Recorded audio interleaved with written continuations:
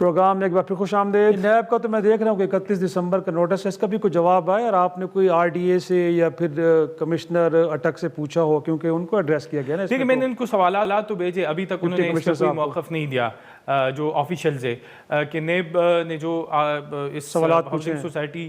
پہ ایکشن لیا ہے کہ کیا اس طرح کی زمین کو ریزیڈنشیل ایریا میں تبدیل کیا جا سکتا ہے، اگر تبدیل کیا جا سکتا ہے تو اس کے لیے قانونی جواز کیا ہے۔ تو اس پر اب اٹک کی جو انتظامیہ ہے یا فتح جنگ کی جو انتظامیہ ہے وہ اس پر ایک مفصل رپورٹ جو ہے وہ نیب کو جمع کرائے گی، کیونکہ نیب نے اپنے جو نوٹس ہے جو 5 جنوری یا 6 جنوری کو ان کو موصول ہوا ہے ضلعی انتظامیہ کو، اور ابھی تقریباً 10-20 دن ہو گئے، تو اس پر مشاورت ہوگی، پھر ایک رپورٹ ہوگی، کیونکہ نیب نے کہا ہے کہ اس پہ ایک میٹنگ جو ہے وہ بلائی جائے اور ہمیں بتایا جائے، ہمیں کنونس کیا جائے کہ یہ کس طرح ہے۔ لیکن ماضی میں ایسے بھی ہوا ہے، آپ نیب کی تحقیقات جب آپ دیکھتے ہیں جو انہوں نے وائٹ کالر کرائمز یا ہاؤسنگ سوسائٹیز کے خلاف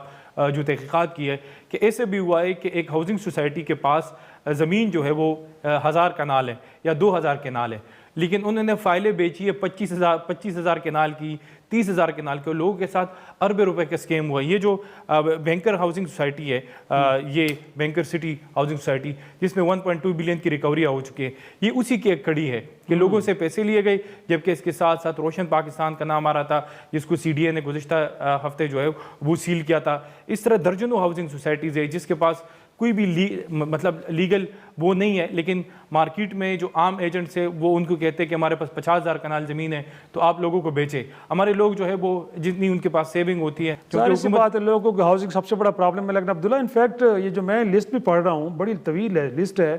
تو گویا کہ صرف نیب کا کام ہے کہ نوٹس جاری کر دینا، پبلک اویئرنیس کے لیے بھی ہوتا ہے کہ بتایا جائے عوام الناس کے لیے کوئی نوٹس جاری ہو، اس کی تشہیر ہونی چاہیے کہ یہ قانونی ہیں یا غیر قانونی سوسائٹیز ہیں، یہاں آپ انویسٹ کر سکتے ہیں، یہاں نہیں کر سکتے۔ پچھلے عرصے میں ہم نے بحریہ کے حوالے سے بھی دیکھا، جب ان کے پرابلم چل رہے تھے تو لوگوں کے بارے میں ایک عوام الناس کے لیے ایک نوٹیفیکیشن آیا کہ جی لوگ پریشان نہ ہوں، وہاں پہ اپنے ان کا سرمایہ محفوظ ہے۔ بٹ اس طرح کی کوئی سوسائٹی بھی کہ جس کی ابھی تک لیگل سٹینڈنگ کوئی نہیں ہے، تو کوئی ہے اس کا طرح میکنزم نیب کے اندر کہ عوام الناس کے لیے نوٹس جاری کیا؟ نیب تو یہ ہے کہ نیب کمپلینٹس کی بنیاد پر یا کوئی چیز اگر اس کے نوٹس میں آتا ہے تو پھر نیب اس کے خلاف ایکشن لیتا ہے، لیکن سب سے پہلی ذمہ داری جو ہے وہ بنتی ہے جیسے کیپٹل ڈیولپمنٹ اتھارٹی کی، RDA کی یا دیگر جو ہاؤسنگ سوسائٹیز کو ریگولیٹ کرنے والے ادارے ہیں، ان کی سب سے پہلے رسپانسبلٹی بنتی ہے کہ اگر آپ ایک بندے کو جس کے ہاؤسنگ سوسائٹیز ہے اس کو اگر آپ زمین دیتے ہو تو آپ کے پاس کیا کوئی سروے ہے، آپ کے پاس کوئی ریسرچ ہے کہ جس ایریا میں آپ زمین دے رہے ہو کیا وہ زمین ریزیڈنشیل ہے یا نہیں ہے۔ ظاہر سی بات ہے ان ہاؤسنگ سوسائٹیز کے جو مالکان ہیں، ماضی میں بھی ہاؤسنگ سوسائٹی کے مالکان نے کہا تھا کہ پاکستان کے اداروں میں اگر آپ نے پہیے لگانے ہیں فائل کو تو آپ پیسے دے دیں، تو وہ سسٹم کے اندر لوگوں کو انفلوئنس کرتے ہیں، وہ فائلوں کو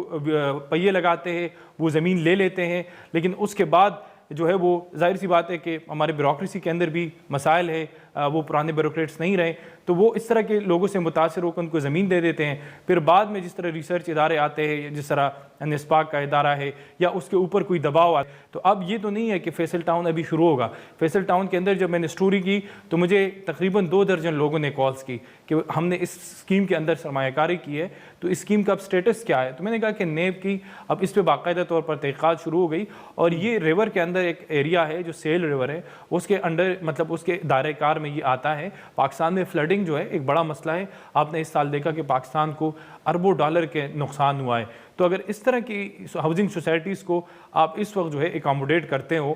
کسی بھی بینیفٹس کے لیے، تو ظاہر سی بات ہے کہ وہاں پہ لوگ جو ہے وہ جائیں گے، اور پھر آپ نے E11 کا منظر دیکھا جو قانونی نہیں ہے، لیکن جب فلڈنگ ہوتی ہے تو E11 جو ہے وہ پورا ڈوب جاتا ہے، اور جو سیکٹورل ایریاز ہے جو باقاعدہ ایک پلاننگ کے ساتھ بنی اس میں اتنا یہ پرابلم نہیں ہوتا۔ تو اگر یہ اس طرح کی سوسائٹیز مطلب چلتی رہی تو ماضی میں یہ جو ایک پرائم منسٹر کی کلائمیٹ ایمرجنسی ہے وہ بھی کاغذات تک محدود ہے کہ اس طرح کی سوسائٹیز کے خلاف کیا ایکشن ہو سکتا ہے، جبکہ اس کے ساتھ ساتھ لوگوں کی لائف جو ہے وہ میٹر ہوتی ہے، پھر لوگوں کے ساتھ سرمایہ۔ اب یہ نہیں معلوم کہ 25,000 کینال زمین ہے اس وقت فیصل ٹاؤن کے پاس، لیکن جو فتح جنگ کی تحصیل میں، فتح جنگ کی تحصیل میں کچھ اٹک میں آتا ہے، کچھ فتح جنگ میں، تو اگر اب لیکن آپ اگر ایجنٹس کو دیکھیں جو فیصل ٹاؤن 2 کی زمین بیچ رہے ہیں تو آپ کو لگتا ہے کہ فیصل ٹاؤن 2 کے پاس یا تو 2 لاکھ کینال زمین ہے یا 3 لاکھ ہے، تو اب نیب اسی کو دیکھ رہے ہیں کہ یہ زمین کیا ہے، اس کا نیچر کیا ہے، کتنی زمین ہے اس کے پاس، کتنی وہ بیچ سکتا ہے؟ کیا وہ وہاں پہ ریزیڈینشیل جو ہے وہ کر سکتا ہے مور کہ نہیں؟ امپورٹنٹلی ان کے پاس NOC بھی ہے کہ نہیں ہے، مور امپورٹنٹلی یہ اربن زمین ہے یا یہ پھر ایگریکلچر یہ تو زمین ہے، ایک ڈیم یقینی طور پہ یہ سوالات اس جی پر بالکل، اٹھائے یہ گئے ہیں۔ بالکل شیور ہے کہ یہ زمین جو ہے یہ اسے اربن ایریا سے باہر ہے، اور یہ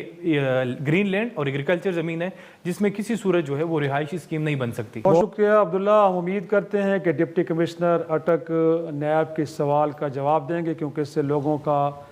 سرمایہ، ان کی انویسٹمنٹ جڑی ہے، اور یقینی طور پہ لوگ یہ حق بجانے بس جاننے میں کہ وہ جہاں پہ سرمایہ کر رہے ہیں وہ سرمایہ کار ان کے محفوظ بھی ہے، کل کو وہ گھر وہاں پہ بنا بھی پائیں گے کہ نہیں، کیونکہ یہ اس لیٹر کے اندر ڈپٹی کمشنر کو ایڈریس کیا گیا، اور عبداللہ بتا رہے تھے کہ انہوں نے بارہا کوشش کی ہے کہ ان سے جواب ملے، اسی لیے ہم نے فیصل 2 کی انتظامیہ کو ٹچ نہیں کیا، کیونکہ یہ جو لیٹر ہے یہ ڈپٹی کمشنر اٹک کو ایڈریس کیا گیا ہے۔ ناظرین، آج کے پروگرام کہیں پہ اختتام کرتے ہیں، اجازت دیجیے، خدا حافظ۔